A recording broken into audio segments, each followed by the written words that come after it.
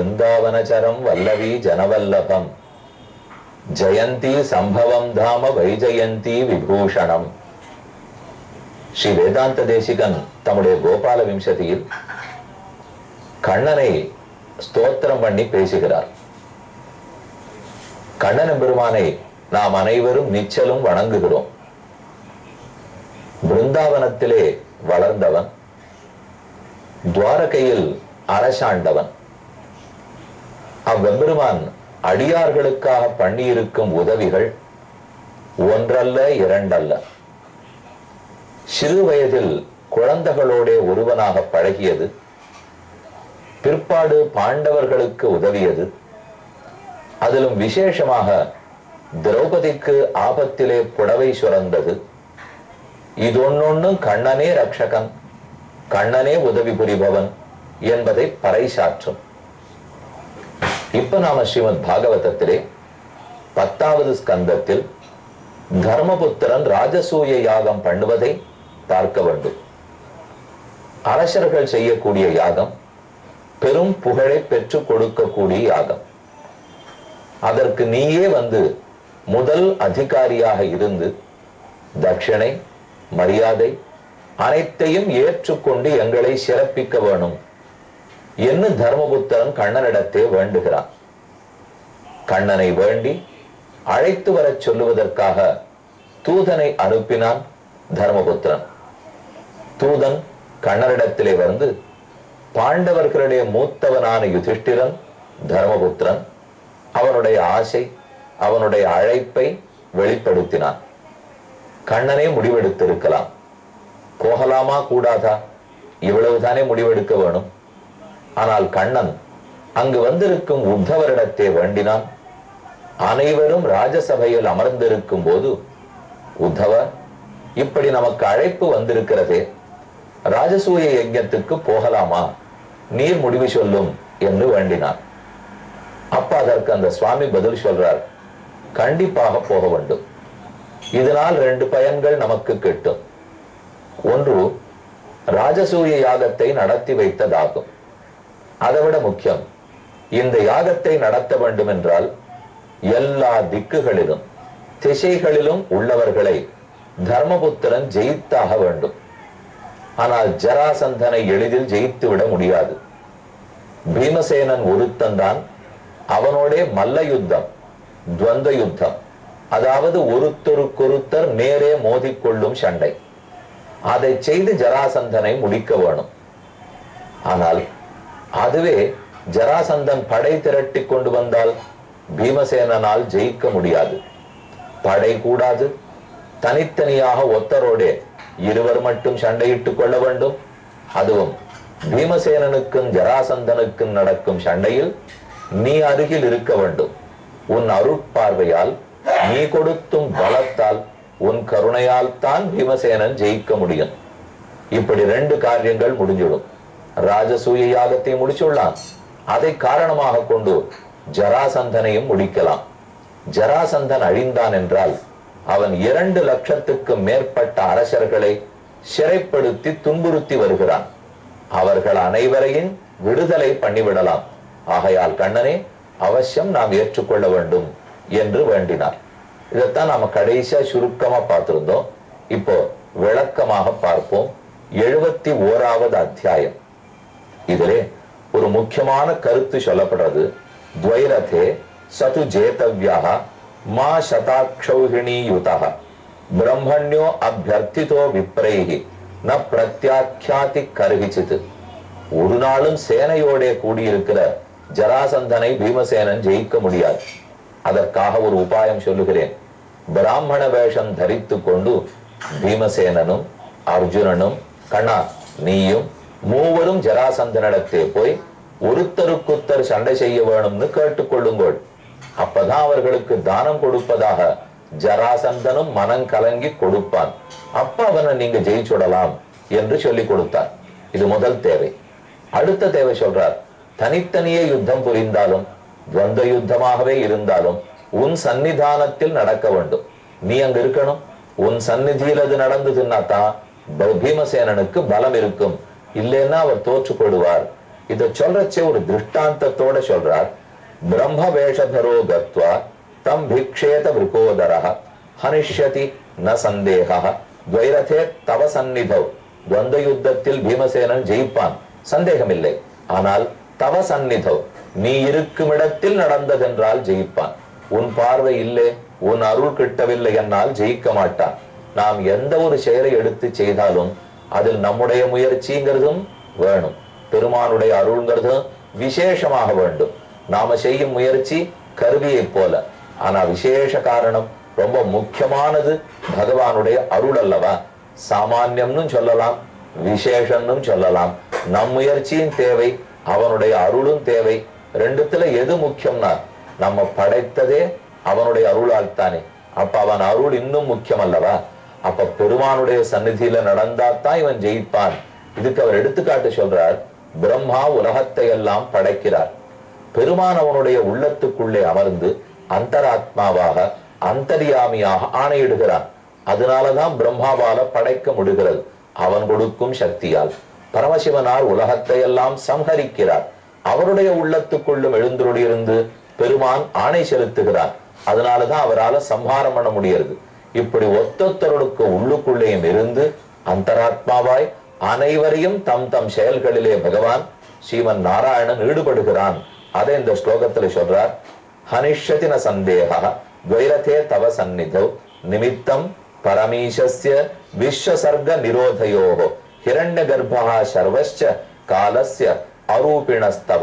ஹிரண்ய கர்ப்பன், சர்வன்கிற சிவன், இவர்கள் இருவரும் படைப்பையும் அழிப்பையும் செய்கிறார்கள் என்னால் பெருமான் உள்ளே இருக்கிறபடியால். அப்ப நம்ம எந்த ஒரு பொருளை பார்த்தாலும் அது ஒரு செயலில் ஈடுபடுகிறது என்னால் உள்ளுக்குள்ள பகவான் இருக்கிறபடியால தான். அப்பிரம்மாத்மகமான பொருள் இல்லை. பிரம்மத்தை அந்தராத்மாவாக கொள்ளாத எந்த பொருளும் கிடையாது. அவனால் தூண்டப்படாத நியமிக்கப்படாத எந்த ஆத்மாவும் பொருளும் கிடையாது. ஒரு முறை ரிஷிகள் அனைவரும் கூடி இந்திரனிடத்திலே சென்று வேண்டினார்கள். நாங்கள் யாரை உபாசிக்க வேணும்? மோட்சமடைய வேண்டும். யாரிடத்தில் பக்தி செய்தால் உபாசித்தால் மோட்சத்துக்கு போகலாம். இந்திரன் ஒரு நிமிஷம், அடுத்த நிமிஷம் பதில் சொன்னார், மாம் உபாஸ்வ. எல்லாரும் என்னையே உபாசியுங்கோள். திடுக்கிட்டார்கள் ரிஷிகள். உன்னை உபாசிப்பதா? நீயா முழுமுதற் கடவுள்? நீயா மோட்சம் கொடுக்க போகிறாய்? சந்தேகமாக உள்ளதே. அப்ப இந்திரன் அழகா பதில் சொல்றார். என்னைன்னு என்னைன்னு அர்த்தம் அல்ல, இது இந்திர சரீரம். இதற்குள் இருப்பது ஆத்மா, அவனுக்குள்ளும் இருப்பவன் பரமாத்மா. பரமாத்மா என்னில் நீக்கமர நிறைந்திருக்கிறபடியால் என்னை என்று சொன்னால் இந்த இந்திரனை மட்டும் பொருள் அல்ல, இந்திரன் உடலோடே கூடியிருக்கிற ஆத்மாவை, ஆத்மாவையே தனக்கு சொத்தாய் ஆத்மாவை ஆணை செலுத்திக் கொண்டிருக்கும் பரமாத்மாவை. அப்ப என்ன உபாசிப்பாய்னு சொன்னால் பரமாத்மா உபாசிப்பாய்னு அர்த்தம்.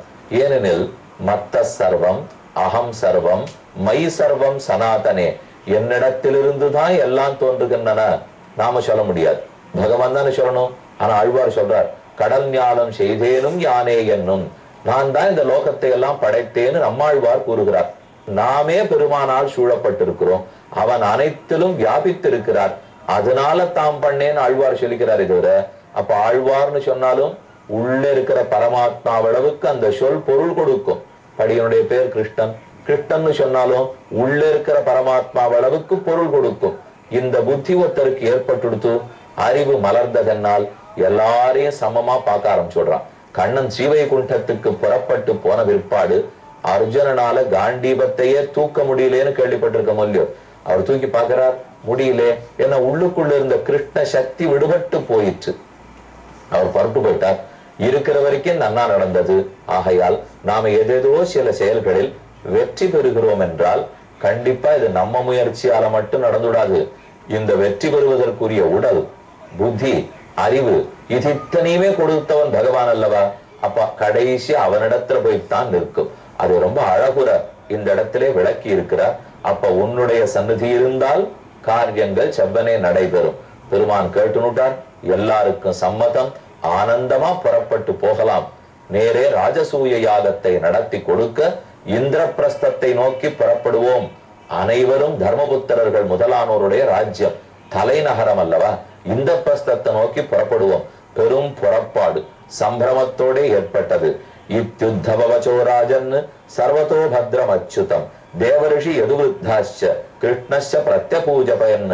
அங்க இருக்கிற எல்லாரும் கண்ணனை பூஜித்து புறப்படலாம்னு விண்ணப்பிக்க, பகவான் புறப்படணும்னா வெறுமனேவா? முன்னாடி எவ்வளவு நீண்ட கோஷ்டி போகணும், பின்னாடி எத்தனை நீண்ட கோஷ்டி போகணும். ஆனை, குதிரை, ஒட்டகம், பதாகங்கள், நெருப்பு பந்தங்கள், மேலே வாத்திய விருந்தங்கள், அதற்கப்புறம் நல்ல அத்தியாபக சுவாமிகள், அதற்கப்புறம் பெருமானுடைய ஓரொரு உபகரணத்தையும் ஏந்தி வருபவர்கள், பல்லக்கில் எம்பெருமான், அவனுக்கு பின்னாடி வேதபாராயண கோஷ்டி, பின்னாடி வர வேண்டிய கைங்கிற பரர்கள். இது எவ்வளவு நீளத்துக்கு இந்த புறப்பாடு நடக்கும்? அது அப்படியே விளக்கிறார். அதாதிசத் பிரயாணாய பகவான் தேவகி சுதா பிருத்யான் தாருக ஜெயித்ராதீன் அனுஜாப்பிய குருன் விபு. எல்லாரையும் ஆணையிட்டான், வாருங்கோள் புறப்படட்டும் என்று. புறப்பாட்டின் போது யாரெல்லாம் வந்தான்னு சொல்றார். ததா ரத த்விபபட சாதி நாயகைஹி கராலயா பரிவிருத ஆத்மசேனையா. தன்னுடைய சேனை எல்லா இடையர்கள் மற்றும் உண்டான சாத்வதர்கள் புடைசூழ கிளம்பினான். மிருதங்க பேரி ஆனக சங்க கோமுகைஹி பிரகோஷ கோஷித ககுபா நிராக்கிரமது. மிருதங்கம் வாசிக்க, பேரி முழங்க, பேரி ஆனகம் துந்துபிங்கிற வாத்தியம், ஆனக துந்துபி முழங்க, சங்கம் நிறைந்த பாஞ்சஜன்யத்தை போல சன்றங்கள் முகக்க, கோமுகங்கள் அது ஒரு வகையான வாத்தியம். இந்த வாத்தியங்கள் எல்லாம் புடைசூழ புறப்பட்டான். நிர்வாஜி காஞ்சன சிபிகாபிர் அச்சுதம் சஹாத்மஜாக பதிமனு சுப்ரதா யயுகு. பெருமான் புறப்பாடென்னால் தேரில் புறப்பாடுண்டு, குதிரையில் புறப்பாடுண்டு, ஆனையில் புறப்பாடுண்டு, பல்லக்கில் புறப்பாடுண்டு, மங்களகிரிங்கிற வாகனத்தில் புறப்பாடுண்டு. ஆறுமில்லையா, பக்தர்களுடைய திருவுள்ளத்திலேயும் புறப்பாடுண்டு. திருமலையப்பனுக்கு புறப்பாடனால் எத்தனை லட்சம் பேர் கூடியுள்ளார்கள். ரொம்ப ஆச்சரியமான திவ்யதேசம் திருமலை திருப்பதி தேவஸ்தானம். பிரம்மோத்சவம்னாலே முன்னாடி கோட்டி பல பேர், ஜிஎஸ் சுவாமிகளாகட்டும், அத்தியாபக சுவாமிகளாகட்டும், அதற்கப்புறம் பெருமானோட எழுந்துருளுகிற அர்ச்சக சுவாமிகள், பின்னாடி எழுந்துருளுகிற கோட்டிகள், பக்த விருந்த கட்டாட்சத்துக்காக பக்த கோலாகலனாக. அதே போல் கருட சேவைன்னு சொல்லணும்னால் காஞ்சி தேவப்பெருமானுடைய சேவை, மக்கள் வெள்ளம்.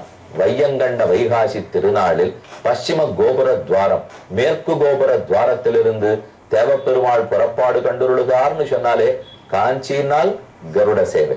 அந்த புறப்பாட்டுல என்ன கோஷ்டி கோலாகலம் அத்தனையும். அதே போல் மகாநகரத்துக்குள்ள எழுந்துருளி இருக்கிறார் திருவேங்கடமுடையானே வந்து சேவை சாதிக்கும் வேங்கட கிருஷ்ணன் பார்த்த சாரதி பெருமான்.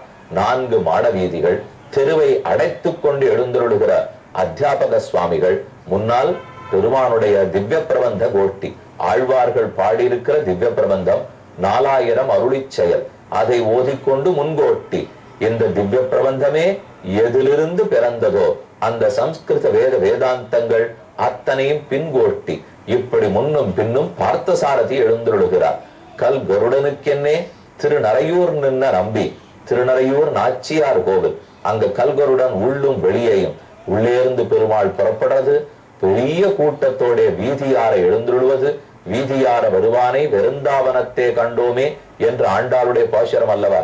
இப்படி பல இடங்கள்லயும் நீங்க சேவிச்சின்றீர்கள். அத்தனை ஏற்பாடு, அத்தனை முன்னேற்பாட்டோட தான் பெருமாள் கிளம்புறார். கிளம்பினார், நேரே இந்திரபிரஸ்தத்தை வந்து அடைந்தார். தூதனுக்கு பதில் சொன்னார், உன் அரசனிடத்துல போய் சொல்லு, பயப்பட வேண்டான்னு. ராஜ தூதம் உவாச்சேதன் பகவான் பிரணயன்கிறா மாபைஷ்ட தூத பத்ரம்போ காதயிஷ்யாமி மாகதம். நான் கண்டிப்பா ஜராசந்தனை முடித்து ராஜசூய யாகத்தை முடித்து கொடுப்போம். உன் அரசனிடம் கவலைப்படாமல் இருக்க சொல். கண்ணன் இந்திரபிரஸ்தத்துக்குள்ளே நுழைகிறான். பஞ்ச பாண்டவர்களும் ஆசையோடு எதிர்கொண்டழைத்து வரவேற்று கண்ணனை வணங்கினார்கள். எப்படி வணங்கினார்கள், வரவேற்பு எப்படி இருந்ததுன்னு பார்ப்போம்.